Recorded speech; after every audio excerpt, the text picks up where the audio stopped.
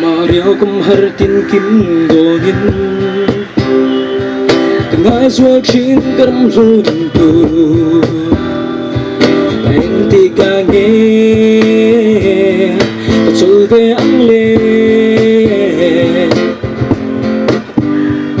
leidin ram ru cho sân illa lẻ đeo đen chung thắng và ta ngay lúc mình chưa hề nhìn cả phần mây tu răng nguồn ngả ra khó kịp rầm tiêm chưa các thiên chuyện cho nên tu đến thiên na re re cái này xí lâu khơi mong na buông mai là trần thui đưa ba lâu nay là Giêsu mai che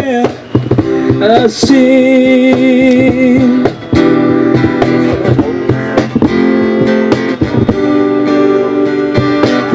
lên te lu her zelin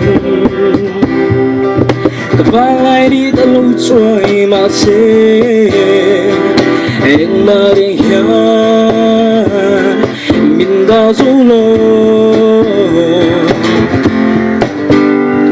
thì thôi là con mình bé để hi